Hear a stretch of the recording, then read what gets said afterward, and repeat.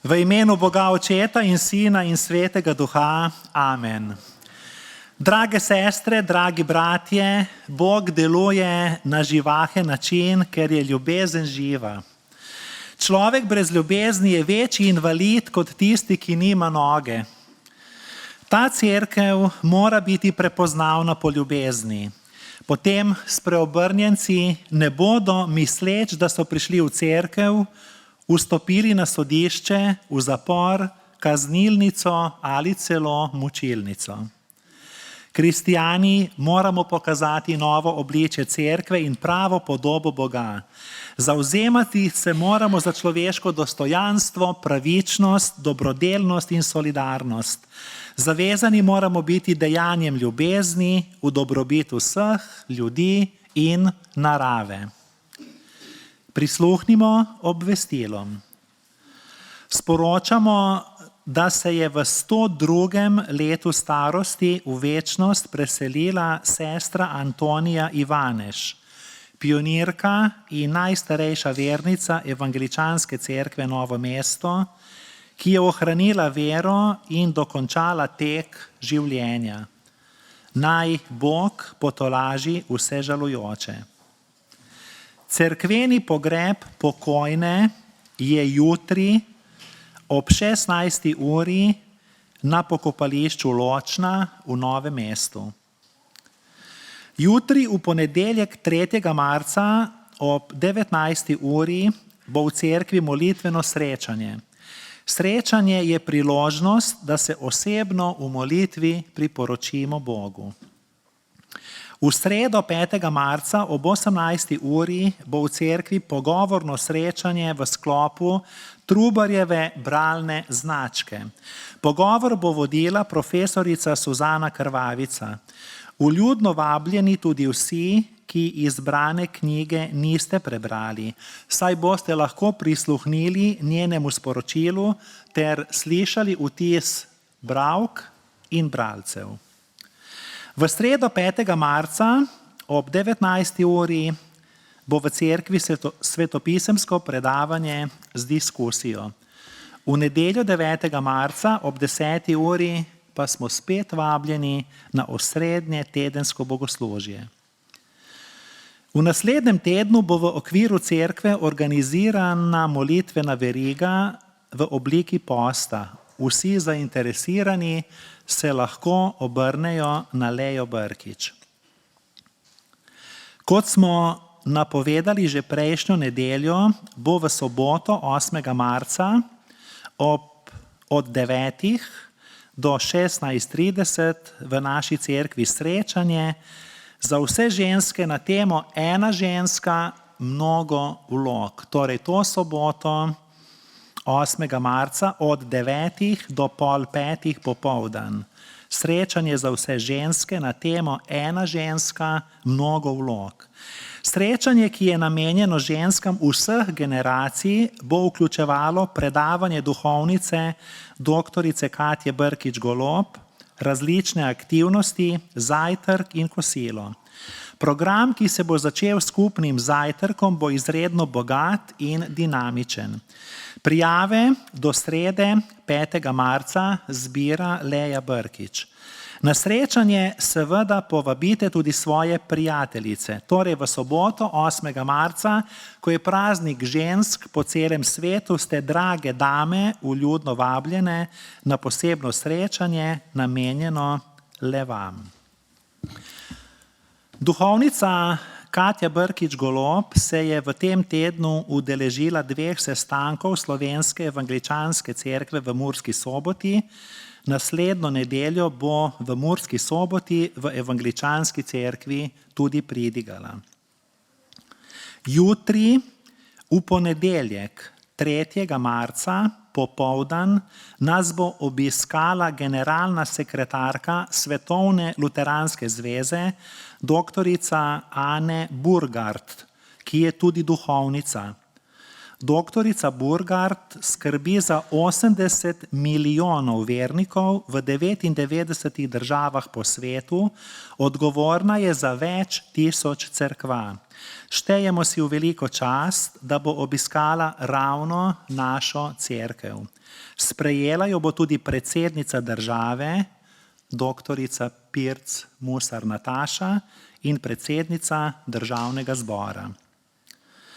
Danes po bogoslužju se bosta duhovnika naše cerkve, Katja Brkič-Golob in Peter Golob, skupaj z mladinskim delegatom Tomažem Jadričem, ki smo ga na občnem zboru izvolili, srečala z njo v evangeličanski cerkvi v Murski Soboti. Danes ob 17. uri je tudi v Murski Soboti v evangeličanski cerkvi koncert mladinske glasbene skupine Eben Ezer. Mladi izvajajo sodobno krščansko slavilno glasbo. Nekateri so že odpotovali v Mursko Soboto, če pa še kdo želi, do 5. popoldan vljudno vabljeni. V nadaljevanju bomo zapeli pesem, ki pravi: Bi rad svoboden bil greha in zla.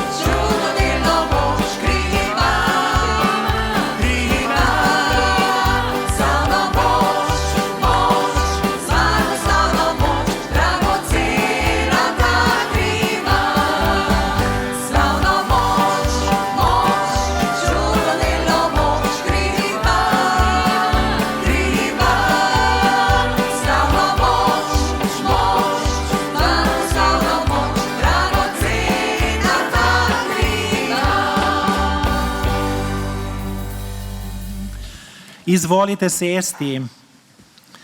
Današnje biblično vodilo so Jezusove besede svojim učencem. Glejte, v Jeruzalem gremo in nad sinom človekovim bo izpolnjeno vse, kar je pisano po prerokih. Poezija Božjega človeka Davida v 31. psalmu glasi: K tebi, Gospod, se zatekam, naj ne bom osramočen na veke. V svoji pravičnosti me osvobodi. Nagni k meni svoje uho, hitro me reši. Bodi mi utrjena skala, trdnjavska hiša, da me rešiš. Zakaj ti si moja skala in moja trdnjava? Zaradi svojega imena me boš peljal in vodil. V tvoje roke izročam svojega duha. Rešil si me, Gospod, zvesti Bog. Namesto veliko nabreklih besed se moramo odločiti za pristna dejanja ljubezni. Kajti vera ne sme biti sredstvo za poniževanje drugih, orodje sovraštva, nasilja in vojne. Obuti moramo biti v Kristusove sandale, ne v vojaške škornje. Zato priznajmo svoje grehe. Gospod, naš Bog, usmili se nas zaradi svojega usmiljenja. Tvojega usmiljenja smo potrebni, ki si ga pokazal po Jezusu Kristusu, ki je šel dobrovoljno na pot trpljenja zaradi naših grehov. Odpusti nam, ker premalo odpuščamo in živimo v prepričanju svoje nezmotljivosti. Odpusti nam, ker pomanjkljivosti vidimo le pri drugih, ne pa najprej pri sebi. Gospod, usliši nas. Amen. Besede milosti in slavospev pravijo, če je torej kdo v Kristusu, je nova stvaritev. Staro je minilo, glejte, vse je nastalo novo. Slava Bogu na višavah in na zemlji mir ljudem, ki so mu po volji. Molimo. Dobri Bog, ti poznaš vse skrivnosti, globine, težave in potrebe našega življenja. Uči nas, da bomo imeli odprte oči in videli vsakega, ki nas potrebuje. Odpri naša ušesa, da bomo slišali glas vpijočega človeka v stiski. Odpri nam srce, da bomo imeli več sočutja do trpečih in do vseh, ki težko nosijo bremena življenja, da bomo imeli odprte oči srca. Slava Očetu in Sinu in Svetemu Duhu, kakor je bilo v začetku, tako zdaj in vselej in vekomaj. Amen. V nadaljevanju bomo zapeli pesem Mogočen Gospod.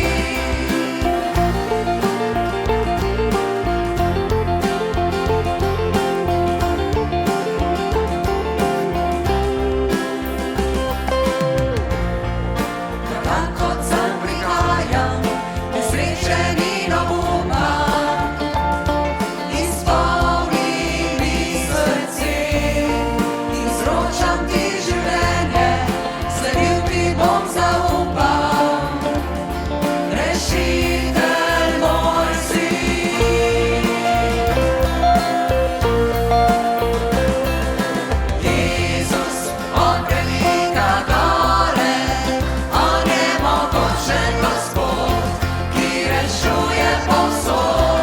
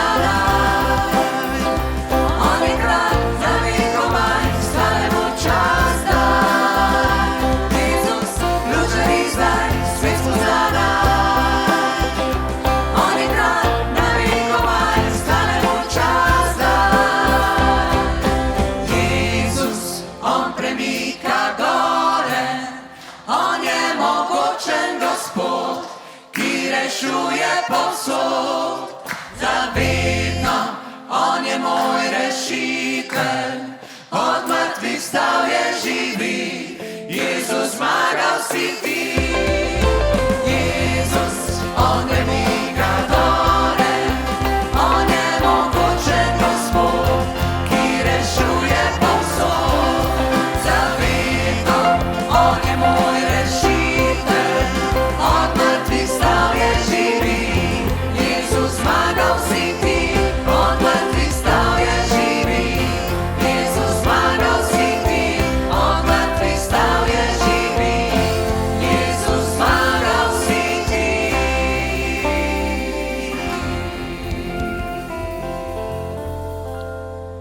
Amen. Izvolite sesti.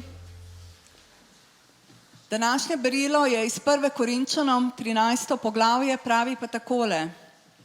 Ljubezen je potrpežljiva, dobrotljiva je ljubezen, ni nevoščljiva.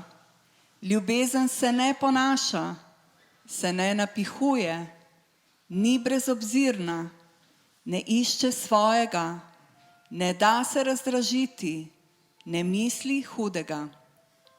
Ne veseli se krivice, veseli pa se resnice. Vse prenaša, vse veruje, vse upa, vse prestane. Ljubezen nikoli ne mine. Preroštva bodo prenehala, jeziki bodo umolknili, spoznanje bo prešlo, kajti le delno spoznavamo in delno prerokujemo. Ko pa pride popolno, bo to, kar je delno, prenehalo. Ko sem bil otrok, sem govoril kakor otrok, mislil kakor otrok, sklepal kakor otrok. Ko pa sem postal mož, sem prenehal s tem, kar je otroškega. Zdaj gledamo z ogledalom v uganki, takrat pa iz obličja v obličje. Zdaj spoznavam deloma, takrat pa bom spoznal, kakor sem bil spoznan. Za zdaj pa ostanejo vera, upanje, ljubezen. To troje. In največje od teh je ljubezen. Dragi zbrani, iz prebranih vrstic vidimo enega najlepših opisov prave nesebične ljubezni. Ljubezen ni spremenljivo čustvo. Danes sem navdušena, jutri jezna, pojutrišnjem žalostna. Prava ljubezen vključuje tudi potrpežljivost do drugačnih, odpuščanje in služenje drugim. Prava ljubezen je odsev Božje prisotnosti v nas. Resnična ljubezen pomeni ljubiti tudi takrat, ko ni hvaležnosti. Mogoče smo bili kdaj razočarani v ljubezni, toda Božja ljubezen nas ne bo nikoli razočarala. Danes imamo obhajanje Evharistije, spomin na Jezusovo trpljenje. Njegova daritev pomeni upanje in novo življenje. Pesem, ki jo bomo zapeli v nadaljevanju, je poveličevanje in čaščenje jagnjeta, ki je bilo darovano za nas. To ni bila le fizična bolečina in smrt, ampak najvišji izraz nesebične ljubezni. Ljubezni, ki vedno le daje in ne postavlja pogojev. Božja ljubezen daje smisel življenju, tolaži v stiski in daje upanje, da nismo nikoli sami. In ostanimo in zapojmo to čudovito pesem.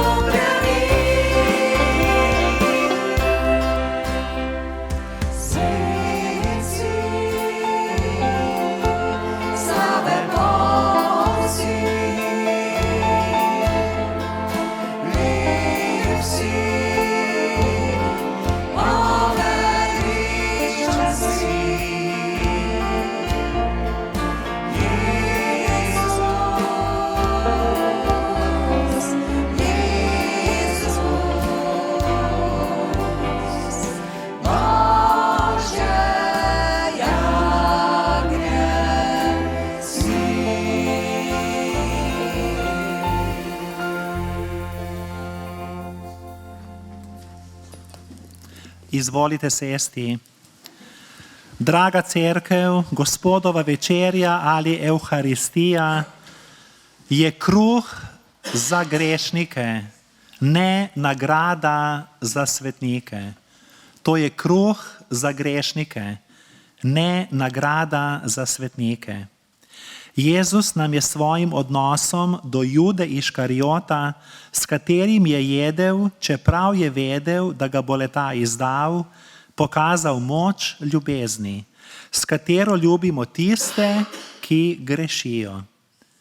Izdaja povzroči največjo bolečino, a ga Jezus ne kaznuje in se mu ne maščuje.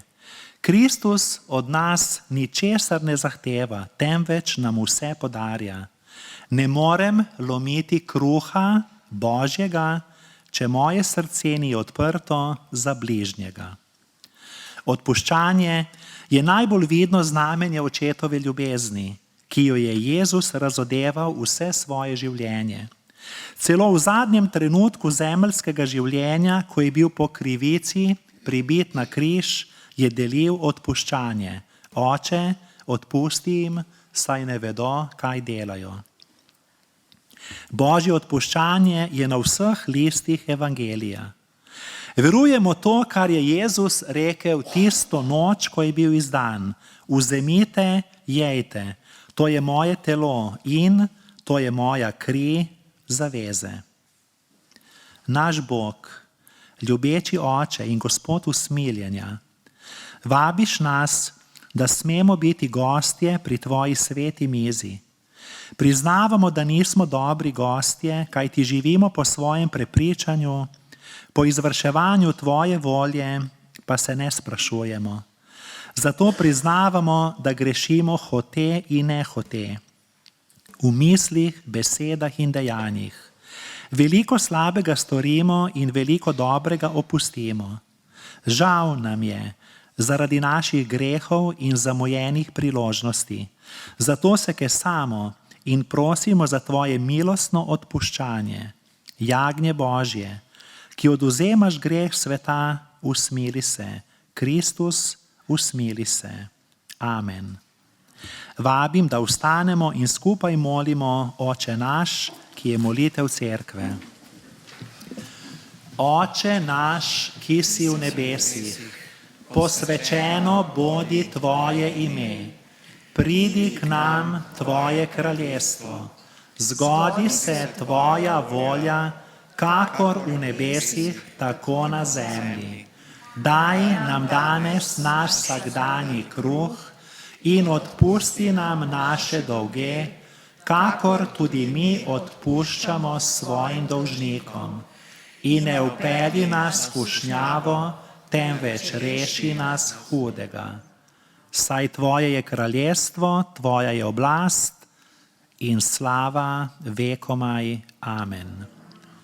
Naš Bog in Gospod, prosimo, posveti ta kruh in to vino po svojem svetem duhu, da bomo jedli od sakramentalnega kruha življenja in pili iz keliha odrešenja, ki je telo in kri našega Gospoda Jezusa Kristusa, in bomo tako v edinosti med seboj in z vsemi kristijani, v imenu Očeta in Sina in Svetega Duha. Amen. Blagor tistim, ki so povabljeni na Jagnjetovo svadbeno gostijo. Vzemite in jejte od kruha življenja, to je Kristusovo telo za nas darovano.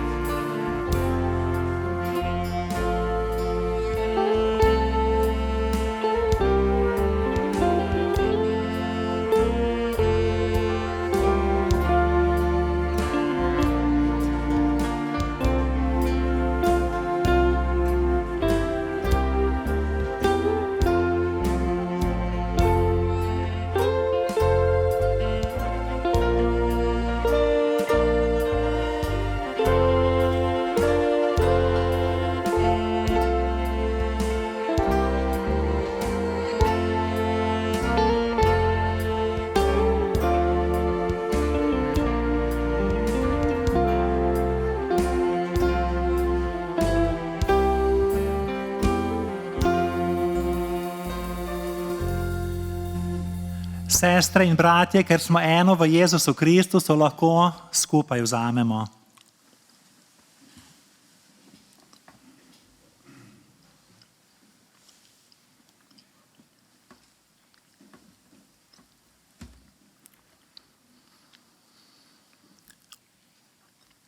Vzemite in pijte iz keliha odrešenja, to je Kristusova kri za nas prelita.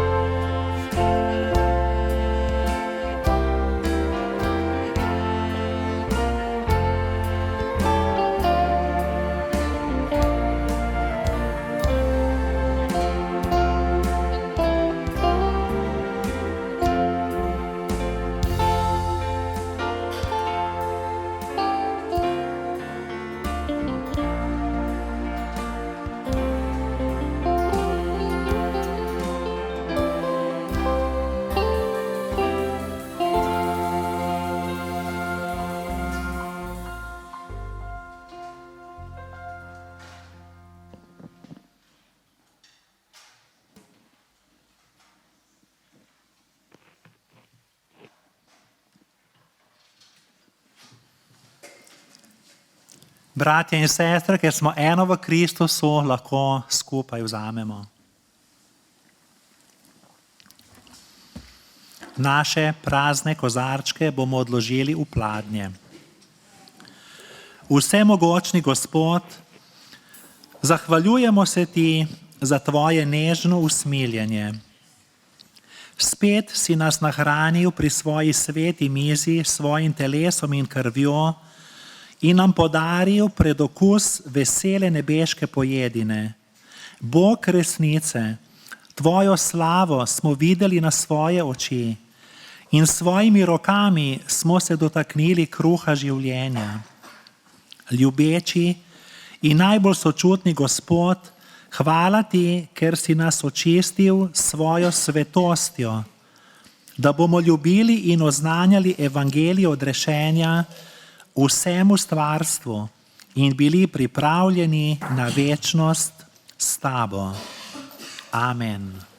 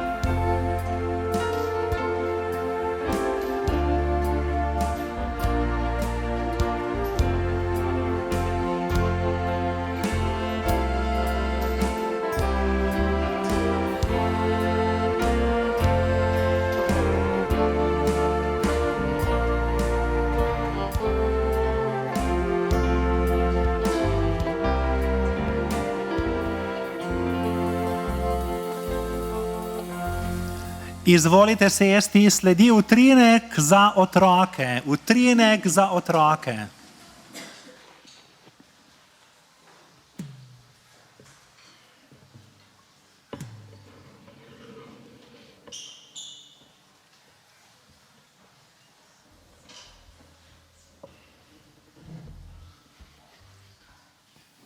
Počakamo, da pridejo otroci tudi iz galerij, z balkona. Le pogumno, imam nekaj zanimivega za vas in tudi za nas, malo večje otroke. Jaz v cerkev hodim samo še zaradi utrinka za otroke.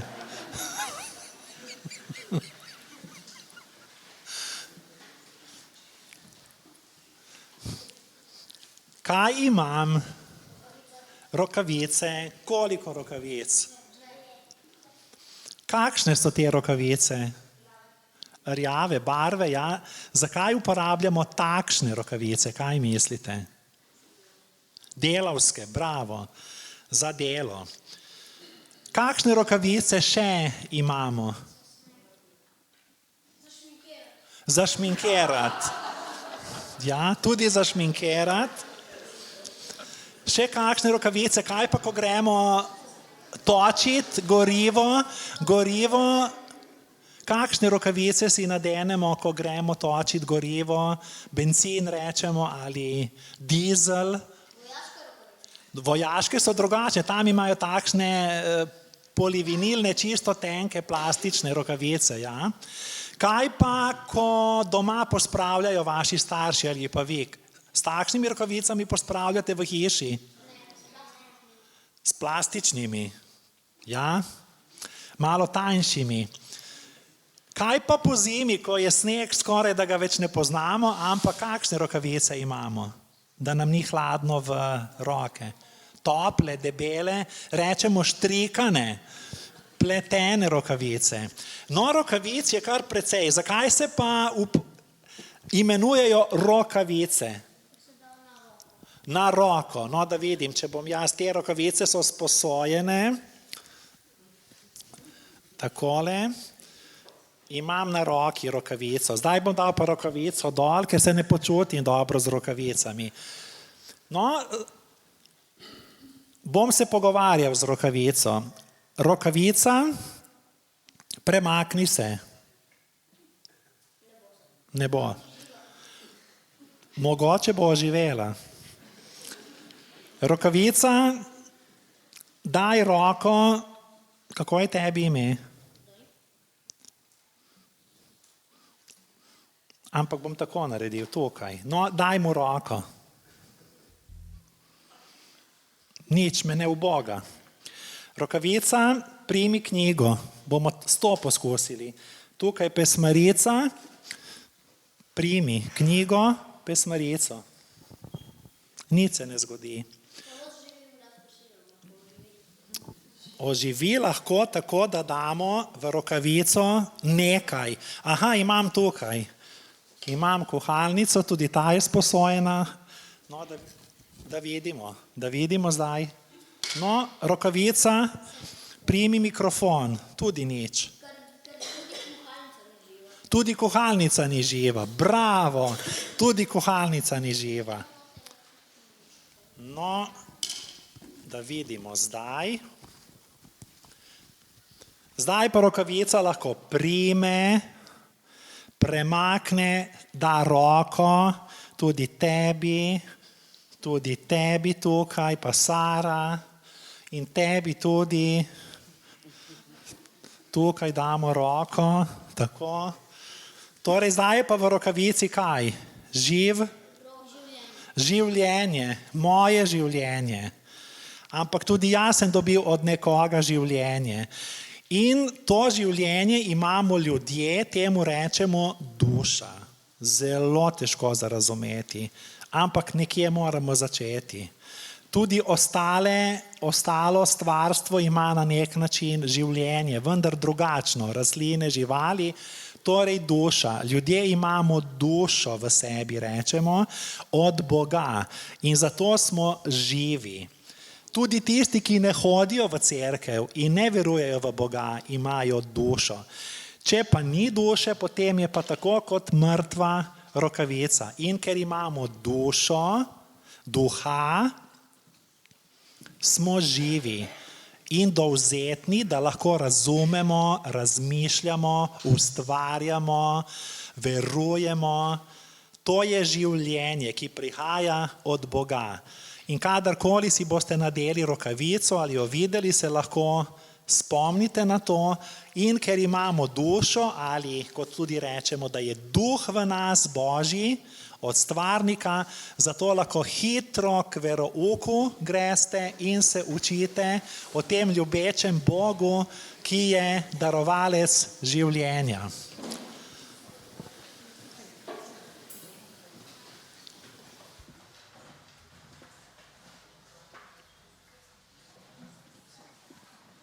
Ker smo slišali, da smo živi, bomo zapeli eno živo pesem, pravi Svetniki vsi gredo v nebo, in s to pesmijo bomo pobrali tudi prostovoljne prispevke.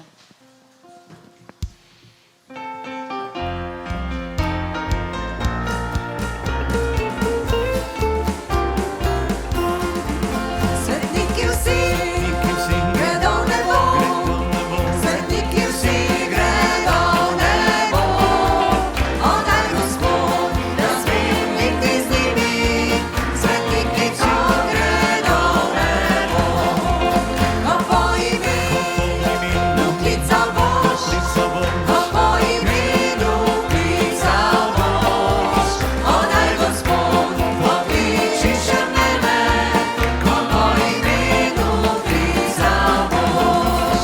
Ko zvizde se zasvetijo, ko zvizde se zasvetijo, onaj Gospod, da bom se med njimi svetil tudi jaz. Ko pride aleluja dan, ko pride aleluja dan, onaj Gospod, da bom ga dočakal tudi jaz.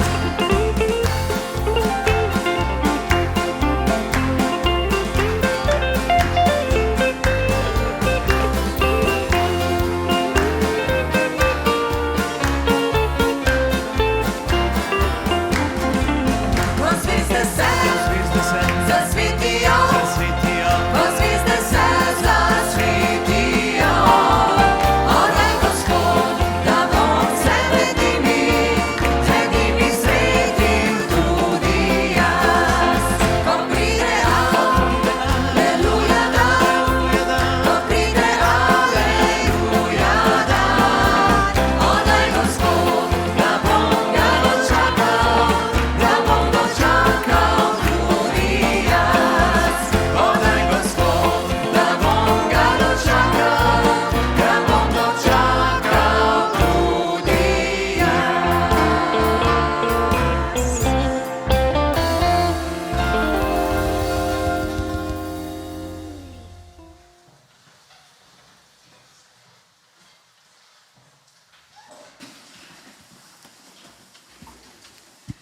Milost vam in mir od Boga, našega Očeta in Gospoda Jezusa Kristusa. Amen. Drage sestre, dragi bratje, lepo je biti doma. V domači cerkvi, med dragimi brati in sestrami, moram priznati, da ste mi že zelo, zelo manjkali. Čeprav je vsekakor dobro, da se povezujemo, je zelo lepo tudi priti domov. Tukaj, kjer je naš skupni duhovni dom. Vikend, ki smo ga preživeli z našimi mladimi in slovensko mladino v evangeličanski cerkveni občini Moravske Toplice, je pravzaprav predstavljal pravo osvežitev in predvsem pristen pogovor z našo mlajšo generacijo. Moram priznati, da je bilo zelo lepo videti njihovo zagnanost, njihovo predanost, njihovo željo, da bi služili Bogu, cerkvi, bližnjim, da naredijo spremembo v tem svetu. In v okviru tega ima tudi evangeličanska cerkev zelo veliko projektov, ki se tičejo mlade generacije. Načrtujemo tudi srečanja za mlade zaposlene, pa za tiste, ki še niso poročeni, tudi to boste v kratkem obveščeni. In seveda za študente, mladino, skratka, vsak je dobrodošel in za vsakega je mesto. Kot je bilo že rečeno, tudi danes z mladinskim delegatom odpotujeva, kjer bova predstavljala našo cerkev in potem jutri nadaljujemo s predstavitvijo naše cerkve z generalno sekretarko dr. Ene Burkhardt. Ta teden pa sem prebrala spet eno zanimivo raziskavo. Zagotovo vam bo ta občutek zelo znan. Namreč, ali se spomnite oziroma poznate tisti občutek, ki ga doživimo, nek neverjeten občutek sreče, ko nekomu nekaj podarimo, pa če tudi sebi nismo ničesar privoščili, ampak smo ta dar ali to darilo namenili nekomu drugemu. Največkrat seveda se to dogaja okoli Božiča, pa okoli rojstnih dni, pa vendar veste, raziskave z področja nevroznanosti odkrivajo, da z dajanjem in sprejemanjem daril, seveda ne nujno le materialnih, se aktivirajo določena področja naših možganov, ki so zadolžena za občutke ugodja in na tak način dosežemo nagrajevalni učinek. Še več, te možganske regije potem spodbudijo izločanje nevrotransmiterja, ki mu pravimo dopamin, ki pa je zadolžen za to, da imamo občutek sreče zase in za druge. Veste, mi danes živimo v kulturi, ki ni več naravnana k dajanju, k podarjanju. Če že dajemo svojim otrokom, ampak to je logično, saj gre vendarle za naš, lahko bi rekli, sebični gen, sprejmemo kakšna darila tudi zase, kaj ne? Ko pa pridemo do vprašanja, koliko in kaj imamo mi in koliko imajo drugi, pa se kaj hitro pojavi tisti cmok v grlu, ko se nam zazdi, da je nekoliko nepošteno, da je, če se izrazim simbolično, sosedova krava debelejša kot naša, pa da je sosedov avto nekaj centimetrov daljši ali višji od našega. In se potem ukvarjamo z vprašanjem, kako neki bo sosed spravil ta avto v garažo, pri čemer to zagotovo ni naša skrb. Primerjanje, tekmovalnost, narcisizem, konzumizem in še marsikaj so v resnici karakteristike današnje družbe. Vse manj pa je med nami kulture podarjanja, kulture dajanja, deljenja. In seveda, veste, nevropsihološke in kognitivne raziskave kažejo tudi to, da kadar v nas vlada ta kultura nedeljenja, nam v resnici manjka tega nevrotransmitorja dopamina, zato smo dosti bolj žalostni, bolj nesrečni, pa tudi dosti bolj depresivni. Sveto pismo, dragi zbrani, nam glede tega daje povsem drugačne napotke. Preberimo sedaj odlomek iz Svetega pisma, ki naj osvetli ta problem in bo tudi služil kot osnova za današnjo pridigo, za današnje razmišljanje. Brali bomo iz apostolskih del, 4. poglavje, 32. vrstica. Vstanimo. Pravi pa takole: množica teh, ki so sprejeli vero, je imela kakor eno srce in eno dušo. Nihče ni trdil, da je to, kar ima, njegova last, temveč jim je bilo vse skupno. Lahko sedete. Hvala Bogu za njegovo sveto, resnično, neminljivo besedo.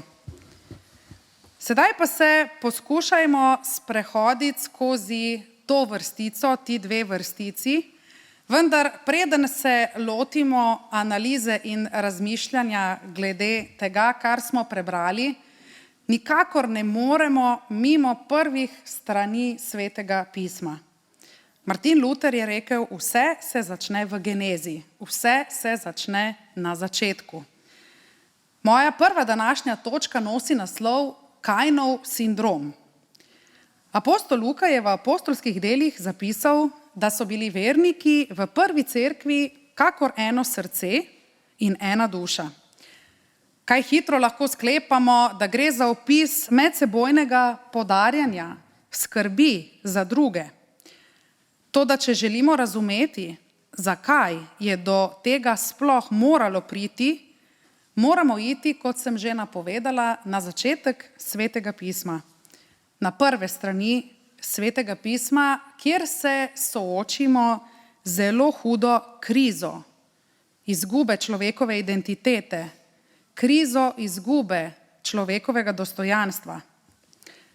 Na prvih straneh Svetega pisma namreč prebiramo napeto kriminalno zgodbo bratomora, ki se zgodi kot posledica, danes bi rekli, povsem disfunkcionalne družinske dinamike.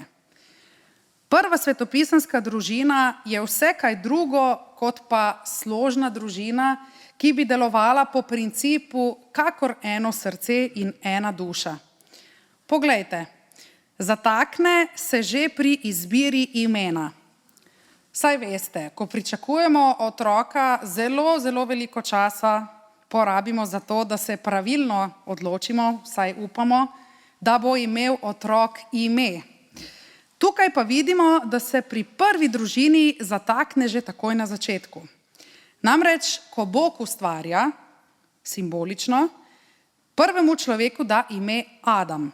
To pomeni zemljan ali varuh zemlje, gospodar narave in tisti, ki čuva in skrbi zanjo. Bog celo komentira, da človeku ni dobro, da je sam, in pisec to formulira na način, da komentira, da je potrebno človeku seveda ustvariti družbo, da ne bo sam. Družico pa poimenuje kar z imenom Eva, ki pa pomeni možinja ali zemljanka. Dobesedno, če bi šli pogledat ta hebrejsko izrazoslovje, to pomeni, da je enaka Adamu, a hkrati različna. Sedaj pa poglejmo, kaj se zgodi, ko imena izbira prvi človek Adam. Svojemu potomstvu da ime Kain in Abel, s čimer naredi ogromno razliko med njima. Že takoj se vzpostavi neravnovesje moči. Že takoj na začetku človek dela razlike in uniči tisto enakopravno skupnost, ki jo je Bog ustvaril med Adamom in Evo. Ime Kain namreč dobesedno pomeni tisti, ki poseduje, tisti, ki ima, tisti, ki je dominanten. Ime Abel pa na drugi strani pomeni nepomembnež, minljiv, nič vreden ali ničen človek. Kdo od nas bi bil tako nespameten, da bi enemu otroku dal zelo lepo ime, drugemu pa zelo grdo ime? Moramo vedeti, da ko mi danes izbiramo imena, se ukvarjamo predvsem s tem, kako imena zvenijo. V tedanji judovski kulturi pa je ime nosilo pomen. In ko so nekoga poklicali z imenom Kain, se to ni slišalo, kot bi mi danes rekli, Kain, pridi sem, ali Abel, pojdi tja. Ampak se je to slišalo kot tisti, ki si dominanten, pridi sem, tisti, ki si nič vreden, ostani tam. Zato, da razumemo, kako je to takrat bilo. Torej, človek enemu sinu da lepo ime, drugega poniža. Tisti, ki je dominanten, ki rad poseduje, vemo iz zgodovine, tudi zelo slabo ali skoraj da nič ne deli, gleda samo nase. Medtem ko tisti, ki je ponižan, deli in razume, da socialni odnosi vedno delujejo po principu recipročnosti, vzajemnosti. V tej prvi družini imamo očaka Adama, ki nikakor ne odigra svoje vloge, dela očitne razlike med svojimi otroki, medtem ko mama Eva nase prevzema preveliko odgovornost in bi danes rekli patološko navezuje otroke nase. Zgodba se zaključi s tem, ko Kain zaradi svojih nezadovoljenih narcisističnih potreb umori svojega brata, in to ne kakršnega koli brata. Namreč iz originalnega hebrejskega jezika vidimo, da sta bila Kain in Abel dvojčka, pri čemer je bil Kain prvorojeni dvojček, Abel pa drugorojeni.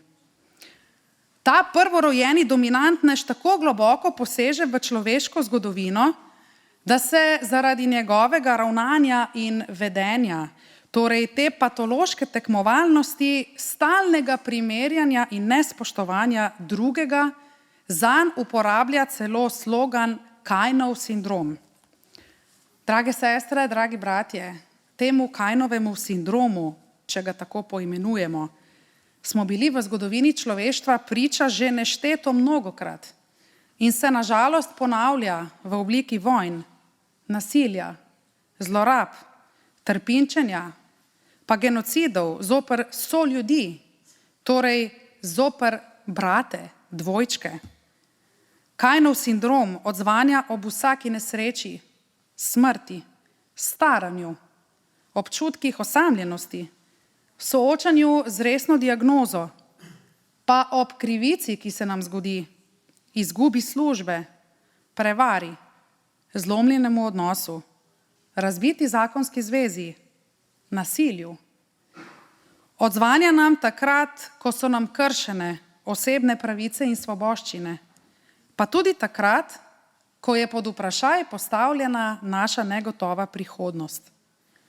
Zato, drage sestre, dragi bratje, res ne čudi, da je moral Bog nemudoma poseči v naše odnose. Veste, Bog je ta, ki prvi pokaže skrb za tistega drugega, izobčenega, zavrnjenega, ničevnega človeka. Kajti prvi dialog med Bogom in človekom se začne z vprašanjem, kje si, ki ga najprej Bog postavi Adamu, ko zgreši. Potem pa Bog to isto vprašalnico postavi tudi Adamovemu sinu Kainu, ko ga vpraša, kje je tvoj brat Abel. Na kar Kain Bogu pokroviteljsko odgovori, ne vem, sem mar jaz varuh svojega brata? Pri judovski kulturi zagotovo je, kajti je prvorojeni. S tem seveda poskuša zakriti odgovornost ob umoru lastnega brata. Kaj lahko iz tega zaključimo? Bratski odnos med prvima človeškima otrokoma je poln rivalitete, ljubosumnosti, tekmovalnosti. Funkcionirata diametralno nasprotno od principa, ki pravi, kakor eno srce in ena duša. Zato je nujno potreben Božji poseg. Torej to je, da Bog vzpostavi dialog in človeka vpraša, kje si? Bog odgovora na to vprašanje ni dobil, zato je bil primoran sam poskrbeti zanj. To Božjo intervencijo več tisočletij kasneje prepoznajo tudi modri z vzhoda, ko v detetu, rojenemu v Betlehemu, najdejo Mesija in rečejo, kje, torej ponovno ista vprašalnica, kje je ta, ki se je rodil kot judovski kralj. In dokončno Bog razkrije svoj odgovor in svojo identiteto, ko se zasliši odmev, ta je moj ljubljeni sin, nad katerim imam veselje, njega poslušajte.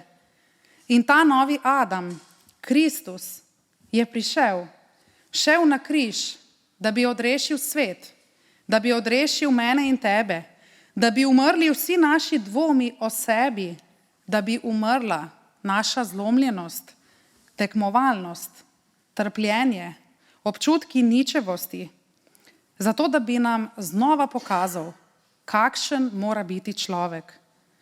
Bog torej v Kristusu preseže ta Kainov sindrom in človeku ponovno pokaže, kaj pomeni skupnost, spoštovanje, kaj pomeni zdrav odnos. Bog nam namreč po Kristusu daje novo priložnost, novo upanje.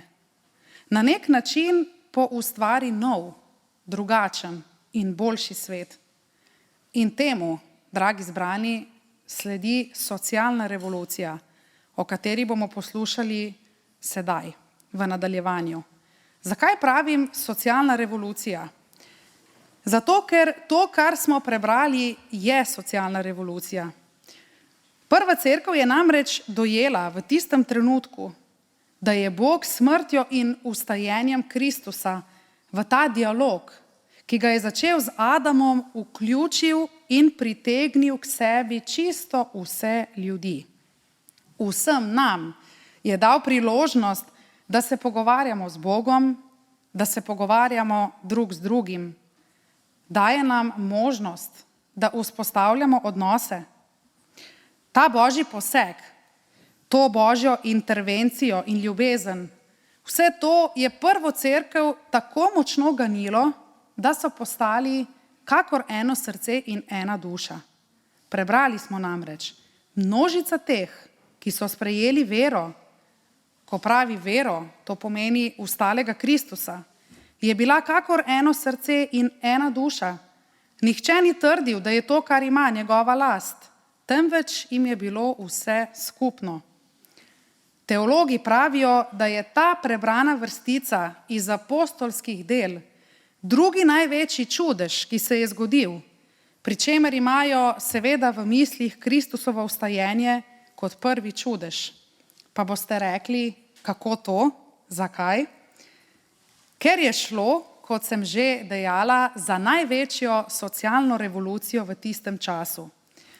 Poglejte, če vzamemo v obzir tedajni socialno-zgodovinski in kulturni kontekst, potem je povsem jasno, da pisec govori o tem, da so verniki tedanjega celotnega rimskega cesarstva delovali kot eno srce in ena duša. Torej, ta zapis se ne nanaša samo na nekaj 10 ali malo več 100 kristjanov, ki so živeli v Jeruzalemu. Šlo je pravzaprav za vernike, ki so živeli v Afriki, Aziji, na pusti, neposeljeni Kreti ter v sofisticiranem Egiptu, saj je ves tedajni svet v 1. stoletju predstavljalo rimsko cesarstvo. Zapisano je množica teh, ki je sprejela vero. So bili torej kaj? Po eni strani Judje po rodu, po drugi strani spreobrnjeni pogani. V cerkvah so sedeli bogati in revni, ne glede na versko ozadje, ne glede na spol, danes bi rekli, ne glede na število ničel na bančnem računu. Pa če se pogovarjamo o večjem številu ničel ali o manjšem številu ničel. Si lahko predstavljamo, dragi zbrani, da bi mi dosegli takšno edinost med tako močno razdeljeno družbo in včasih tudi razdeljeno cerkvijo? Kako je bilo možno, da so se združili ljudje iz različnih držav, z različno izobrazbo, z različnim družinskim ozadjem, pa z različnimi političnimi usmeritvami? To se je zgodilo, drage sestre, dragi bratje, ker je vera v Boga v njihovem življenju naredila spremembo. Razumeli so, da osamljenost, stisko, trpljenje in zlomljene odnose ter neenakost lahko presežejo samo z ljubeznijo. Morda lahko te prve kristjane prehitro obsodimo in jih obtožimo verskega fanatizma, češ, da je zapisano tudi to, da nihče ni trdil, da je to, kar ima, njegova last. Skoraj da se zdi, kot bi si celo delili lastništvo svojih njiv in hiš in gozdov. Prebrane vrstice ne govorijo o tem. saj iz grškega izvirnika in iz konteksta vidimo, da niso postali ovce, ki bi prenehale razmišljati svojo glavo. Tudi niso dovolili, da bi jim nekdo opral možgane, ki bi jih pustili zunaj pred cerkvenimi vrati. Med njimi so bila še vedno različna mnenja, različne ideje. Vendar za razliko od Kaina, prvi kristjani zelo dobro razumejo, da ne glede na njihov socialni status, politična prepričanja, narodne in jezikovne razlike ostajajo eno srce in ena duša. To, kar je naredila prva cerkev v 1. stoletju, je bila prava socialna revolucija. V 1. stoletju je bilo to sporočilo o univerzalnosti odrešenja v popolnem nasprotju s takratno izključujočo religijsko in kulturno prakso rimskega cesarstva. Rimljani so namreč ljudi zelo delili, glede na njihov ekonomski in socialni status. Tedanja rimsko-helenistična civilizacija je poudarek dajala le lastništvu, zemlje in posesti. Posledično so se vsi grebli za svojo zemljo, vsi so tekmovali med sabo, kdo ima več. Še več, iz zgodovine vemo, da so Rimljani uvedli 2 vrsti davka. Danes bi rekli takole: davek na nepremičnine in davek na pridelke. Torej, manjši kmetje in lastniki zemlje so zelo hitro izgubili svoje posesti, ker niso več zmogli plačevati davkov in se niso mogli kosati z veleposestniki. In ko so izgubili svojo zemljo, so seveda postali sužnji drugih veleposestnikov. Torej, prišlo je do očitnih razlik v moči in v delitvi med bogatimi in revnimi. Reveži so zastonj delali na poljih bogatih, le-ti pa so jih pridno izkoriščali. Marljivi delavci so bili večinoma prepuščeni na milost in nemilost bogatih. Mnogi so od lakote umrli, mnogi so umrli zaradi slabega ravnanja z njimi. Vladari so v narodu ustvarjali nestrpnost, saj je bilo rimsko cesarstvo kolonialno naravnano. To pomeni, da so osvajali svet, pri čemer so bili zelo agresivni in ves čas v vojnah. Koga pa mislite, da so pošiljali v prve bojne vrste? Seveda reveže, propadle kmete. Bogati so si na tak način krepili politično moč in izvajali kontrolo nad revnimi, pri čemer rimsko cesarstvo ni imelo socialnih programov ali možnosti socialne pomoči.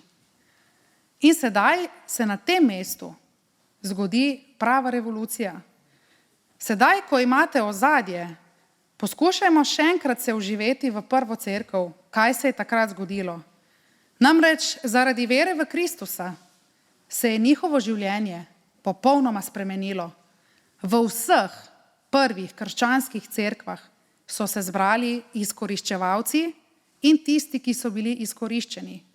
V istih klopeh so sedeli bogati in revni. V istih klopeh so sedeli tisti, ki so plačevali davke, in tisti, ki jih niso, ker so propadli. Torej, v vseh prvih krščanskih cerkvah so sedeli ljudje, ki so umirali v vojni na prvi bojni liniji, in tisti, ki so te iste ljudi pošiljali v vojno. In veste, kaj se je zgodilo med njimi? Med njimi je prišlo do sprave. Med njimi je prišlo do odpuščanja. To pomeni, da so delovali kakor ena duša, kakor eno srce. Vsi so sedeli za istim oltarjem, vsi so sedeli za isto evharistično mizo. In ti verniki so spremenili tek človeške zgodovine, saj so postali kakor eno srce in ena duša. Grški izvirnik pravi, da se beseda srce nanaša na zavestno odločitev, da bodo delali dobro, da bo njihovo srce bilo s čistim srčnim utripom ljubezni. Beseda duša pa se nanaša na na misli, na duha, torej na voljno pripravljenost delati dobro. To spravo so ti verniki, beremo lahko iz zgodovine cerkve, pa v končni fazi tudi v vseh pismih apostola Pavla, dokazali tako, da so bogati prenehali izkoriščati revne. Nihče se ni več hvalil s tem, kar ima, temveč so začeli plačevati davke revnim, začeli so skrbeti za vdove, za revne, za bolne. Bogati so odstopili svoje posesti revnim bratom in sestram in to pomeni zapis, ki smo ga prebrali, da se nihče več ni ponašal s tem, kar ima, ampak so dali tistim, ki niso imeli. Prenehali so celo pobirati davke. In čeprav so bili nekaj časa močno preganjani, so se uprli temu sistemu. In leta 313 jim je uspelo, saj se zgodi Milanski edikt, po katerem je krščanstvo priznano kot državna religija. Če bi mi to danes, drage sestre, dragi bratje, prenesli ali prevedli v današnji čas, bi to dobesedno pomenilo, da bi se v cerkvah, v cerkvenih klopeh srečali Judje in Palestinci, Rusi in Ukrajinci, žrtve in nasilneži, revni prebivalci sveta in bogati prebivalci sveta, ena in druga politična struja. Tisti, ki se čutijo manj vredne, ničeve kot Abel in tisti, ki se čutijo kot dominantne, kot tiste, ki posedujejo, kot Kain.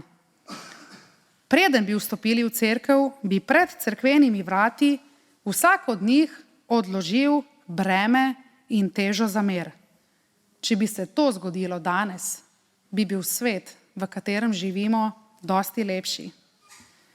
Toda, drage sestre, dragi bratje, to isto zgodbo odrešenja in to isto zgodbo, ki smo jo prebrali v apostolskih delih, lahko v ta svet prenesemo tudi mi.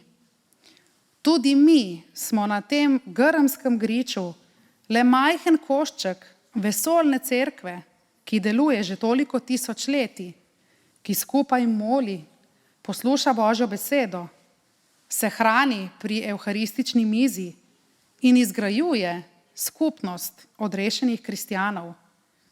Tudi mi, dragi zbrani, smo po 2000 letih produkt te socialne revolucije, ki se je zgodila v 1. stoletju.